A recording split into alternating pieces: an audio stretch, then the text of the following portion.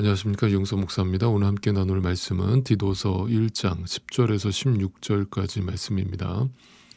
일반적으로 이 세상 사람들은 종교에 대한 어떤 선입견을 가지고 있습니다. 그것은 모든 종교는 결국 착하게 살라는 걸 가르치는 것이라고 이해하는 것이죠. 실제로 교회를 다니시는 분들 중에서도 기독교를 그냥 착한 종교쯤으로 이해하고 계신 분들이 의외로 굉장히 많이 있습니다. 그래서 뭔가 윤리도덕적으로 죄를 많이 지었던 인간이 교회를 다니기 시작하면서 개과천선되었다라고 하는 것을 어떤 구원으로 이해하는 것이죠. 그러나 안타깝게도 분명히 말씀드립니다. 성경이 가르치는 기독교는 그런 기독교가 아닙니다. 마치 권선징악을 내리는 것이 천국이고 지옥이라고 이해하시는 것은 우리 안에 다분히 어떤 다른 종교의 영향과 이 세상의 영향, 그리고 어떤 철학적 영향을 받은 결과일 뿐입니다. 예수님은 이 땅에 오셔서 산상설교를 통해서 바로 이러한 인간의 윤리도덕적 의에 대해서 이미 허물어 버리신 바가 있습니다. 당시 예수님 당시의 유대인들은 외적으로는 결코 살인하지 않았고 남의 것을 훔치지 않았고 또 간음하는 죄를 짓지 않는 정말 윤리도덕적으로 깨끗한 삶을 살고 있었습니다. 그러나 예수님은 그들의 마음속에 있는 죄까지 언급하시면서 그들의 외적인 의의를 무너뜨리셨던 것입니다. 바로 그것은 기독교가 외적인 선행이나 윤리도덕적 선을 추구하는 종교가 아님을 분명히 한 것이죠. 그렇다면 또 극단적으로 윤리도덕적 삶이 전혀 필요 없다라고 말씀하시는 겁니까? 라고 오해하지는 마시기 바랍니다. 네, 그것은 어떻게 보면 믿는 자에게 자연스럽게 따라오는 열매일 뿐이지 그것이 우리가 추구하는 목적이 아니고 그것이 진리가 추구하는 답이 아니라는 것을 말씀드리고 있는 것입니다. 자, 그러니까 선행을 많이 해서 천국 간다라고 하는 그런 교리는 성경 어디에도 없는 것임을 분명히 이해하실 수 있기를 바랍니다. 자, 그런 부분에서 그 욥의 고난 이야기가 우리에게 던져주는 메시지가 너무나 분명하죠. 욥은 정말 하나님을 성실하게 잘 믿고 있었던 당대의 의인이었습니다. 그러나 욥에게 허락된 그 고난은 도무지 인간의 상식으로는 납득이 되지 않는 것이었죠. 아니, 저렇게 착한 사람을 복을 주어도 시원치 않을 판에 어떻게 저렇게 무자비한 고난을 계속 하나님이 주실 수가 있는가? 그러니까 그 욥의 친구들이 내린 결론이 뭐예요? 야, 네가 뭔가 하나님 앞에 죄를 졌기 때문에 이런 고난이 끊임없이 계속 일어나는 것이 아니냐라면서 그 욥을 시험하잖아요. 그런데 그게 이제 답이 아니라는 거거든요.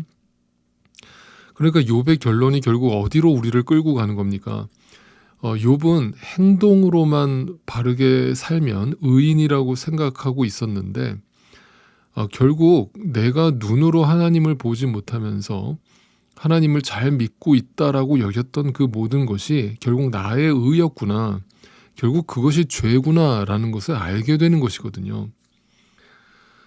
그래서 하나님은 때로는 그것을 깨트리기 위해서 잘 믿고 있다라고 생각하는 우리에게 오늘도 고난을 주신다는 거거든요. 네, 그것이 아님을, 어떤 눈에 보이는 행위나 소유가 답이 아님을 알게 하시려는 거예요. 그죠? 그것이 하나님의 의도입니다. 이처럼 믿음이라는 것은 관계 속으로 우리를 끌고 들어가는 거거든요. 하나님을 알고 보는 자로 살아가게 만드시는 거예요. 바로 그 하나님과의 깊은 관계 속에서 오직 그분의 은혜와 긍휼과 자비와 사랑만으로 내가 사는 존재라는 것을 보게 하시는 겁니다. 그럴 때 사도 바울처럼 엄청난 고난을 당하면서도 형장의 이슬로 사라진다 할지라도 그것이 저주가 아니라 하나님의 축복임을 알게 되는 것입니다. 네, 여러분, 믿음은 깊은 것입니다. 결코 가볍지 않습니다. 그러므로 신자는 내가 얼마나 더 깨끗하고 의로운 인간이 될 수 있는가에 초점을 두는 것이 아니라 내게 이미 허락된 이 은혜와 사랑이 얼마나 큰 것인가를 날마다 되새김질하면서 그 긍휼로 은혜로 하루하루를 살아가는 것입니다. 이것이 진리에 복종하는 것이요, 그것이 십자가를 통과해서 그분과의 친밀한 교제 속으로, 영원한 교제 속으로 들어가는 것입니다. 그런데 이 진리를 모르는 자들이 여전히 교회 안에 많이 있다는 것이죠. 자, 10절부터 읽어보겠습니다. 복종하지 아니하며 헛된 말을 하며 속이는 사람이 많이 있는데 특히 할례를 받은 사람들 가운데 많이 있습니다. 자, 바울은 앞에서 장로의 자격을 언급한 이후에 즉시로 교회를 어지럽히는 이들에 대한 무서운 경고를 토해내고 있습니다. 그것은 이미 교회 안에 심각할 정도로 병든 가르침과 완고한 마음들이 넘쳐나고 있었기 때문이었습니다. 그러니까 10절을 보시면 바울은 그들을 이렇게 표현하고 있죠. 복종하지 않는 자들. 어떤 거에 복종하는 거예요? 네, 하나님의 말씀에 복종하지 않는 것이죠. 헛된 말을 하는 자들, 말씀과 상관없는 인간의 생각으로 말을 하는 자들, 또 사람을 속이는 자들, 하나님의 말씀을 가감없이 전달하는 게 아니라 자기 생각으로 그 사람들을 속이는 자들이 있다라고 표현을 합니다. 특히 그들을 뭐라고 언급하냐면 할례파라고 언급을 하죠.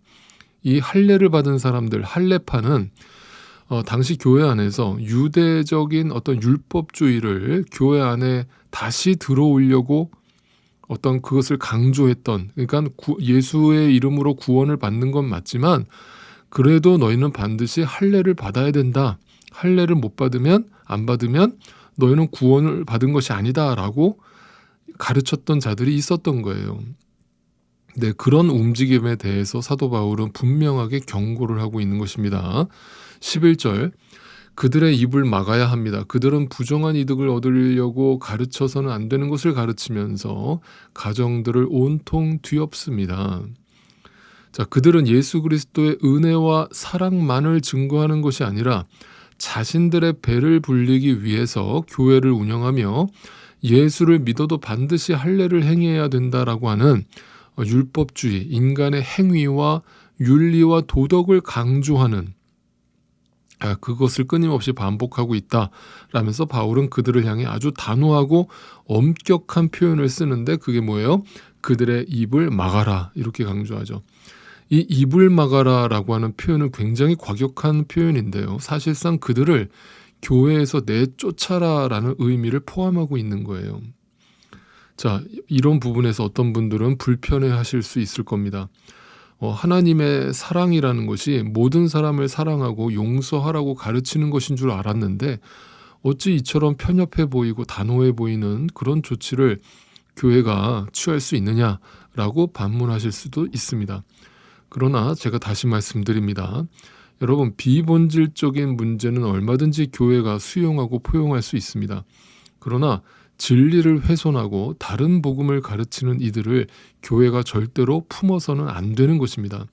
바로 이처럼 교회가 진리에 있어서만큼은 어떤 경우에도 타협할 수 없음을 보여주는 것이 이런 단호함으로 나타나고 있는 것입니다.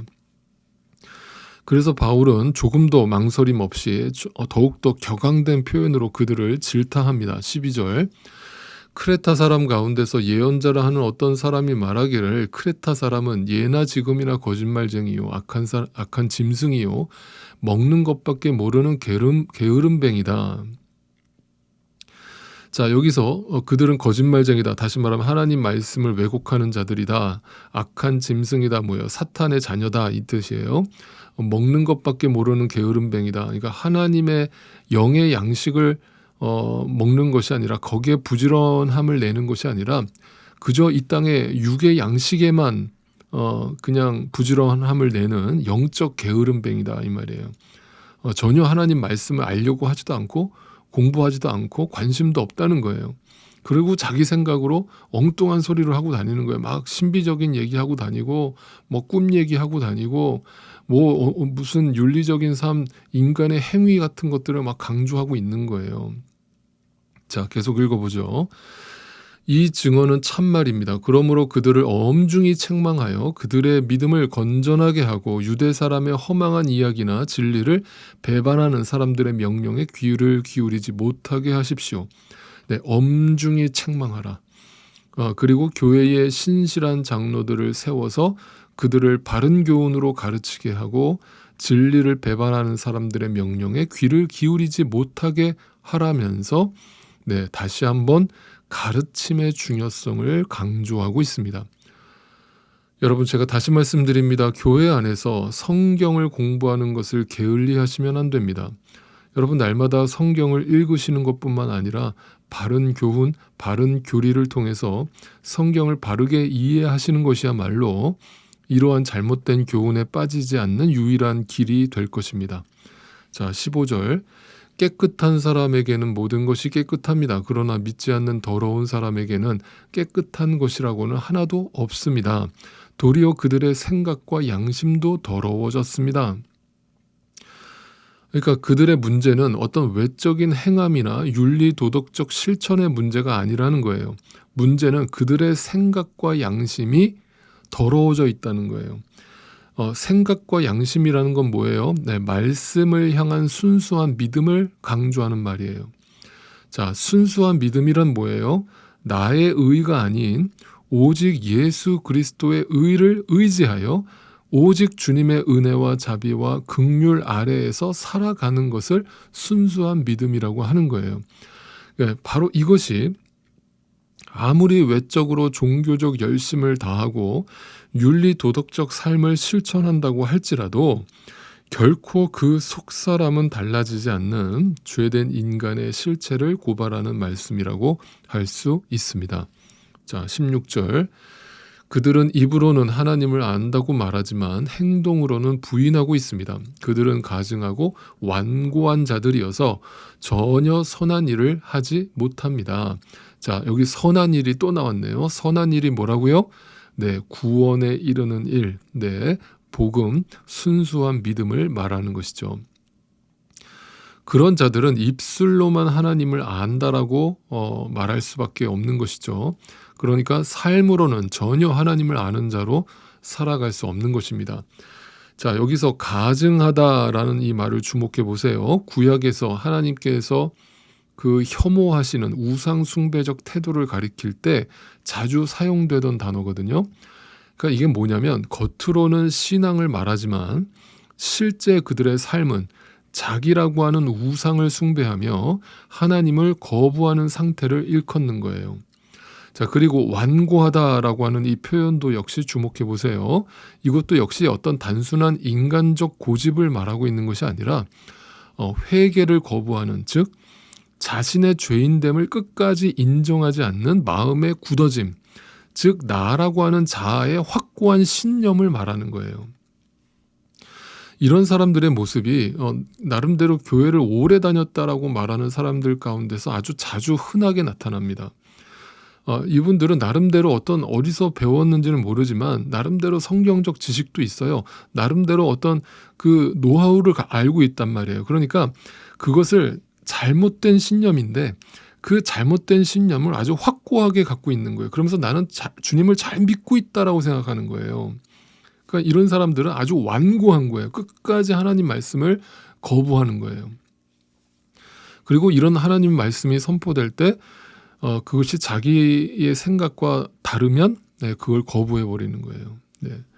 그런 자는 결코 하나님 말씀 앞에 깨질 수가 없는 것이겠죠. 그래서 이 말씀을 통해서 다시 한번 우리가 깨닫게 되는 것은 정말 무서운 것입니다. 뭐가 무서운가 하면 우리도 하나님을 내가 확실히 안다라고 믿고 있다라고 착각할 수 있다라고 하는 사실인 거예요.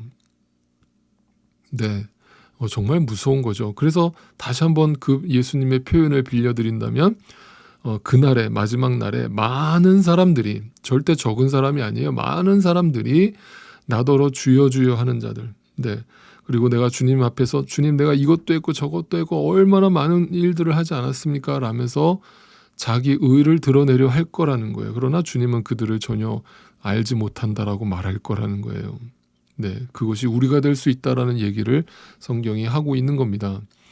어찌 보면 나는 분명히 믿고 있다라고 착각을 하고 있기 때문에 계속해서 이렇게 하나님 말씀을 거부하고 가증하고 완고한 삶을 살아가고 있는지도 모르겠죠. 오늘날 현대 교회는 그런 부분에서 몸은 죽어도 영혼은 살리고자 하는 것이 아니라 오히려 영혼을 죽이고 몸만 살리려고 하는 그런 단체인 것처럼 보이는 게 문제예요. 이것은 교회가 진리와는 전혀 다른 방향으로 가고 있다는 확실한 증거이며, 그래서 기독교의 위기라고 말하지 않을 수가 없는 것이죠. 부디 바라옵기는 저와 여러분은 오늘도 하나님의 은혜로 허락하시는 믿음의 시선을 가질 수 있게 되기를 바라고, 그 믿음이 십자가 예수 앞에서 날마다 순간마다 우리의 있는 모습 그대로의 모습으로 나아갈 때 우리를 부인하게 하고 우리를 죽이게 만드시는 것을 경험할 수 있게 되기를 간절히 소원합니다.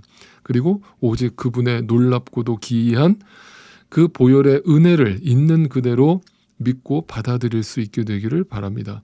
그리고 우리 입술에서 나올 수 있는 고백은 주여 내가 무엇이 관대 이토록 나를 생각해 주십니까?